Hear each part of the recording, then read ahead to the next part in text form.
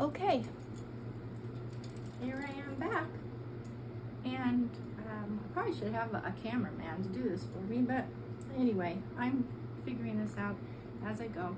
I'm going to read this new book I got just for you, The Little Red Caboose, because you like that song so much, and so I remember this story from when I was a little girl, and so I'm going to read this to you. The Little Red Caboose. Okay, I don't know if you can see the pictures here. The Little Red Caboose always came last. First came the big black engine, puffing and chuffing. Then came the boxcars.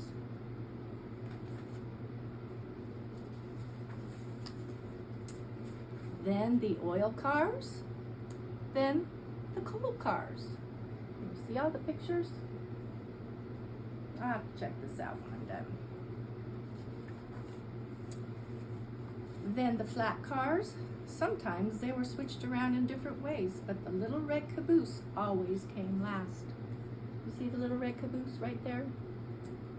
Yeah, he came last. Boys and girls waved at the big black engine. They listened to the boxcars and the oil cars and the coal cars and the flat cars go clickety-clack. Clickety-clack, clickety-clack. Look at the horses. But by the time the Little Red Caboose came along, the boys and girls were turning away because the Little Red Caboose always came last.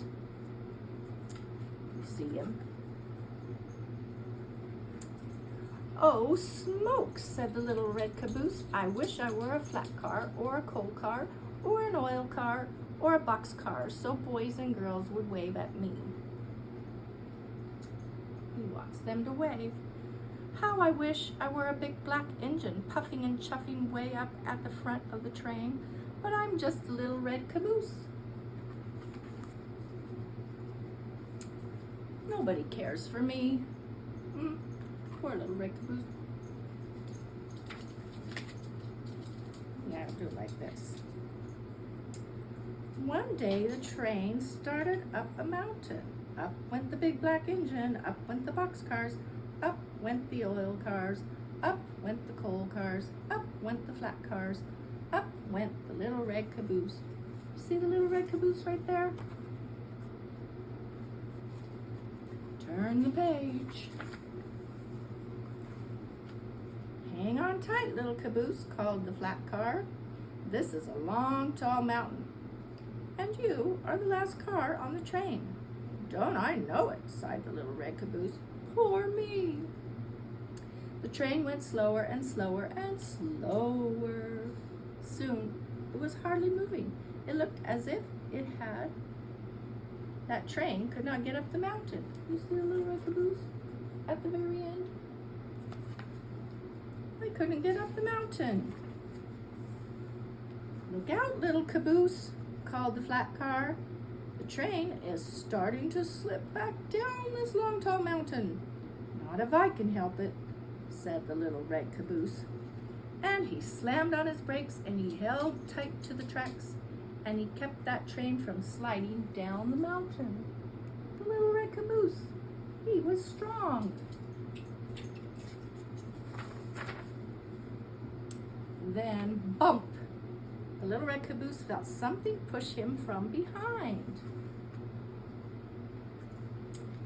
It was two big black engines. They pushed the train up to the top of the mountain. Yes, they are pushing hard. "We couldn't have done it," said the big black engine, "if it had not been for the Little Red Caboose." Everyone cheered, and the Little Red Caboose nearly burst with pride.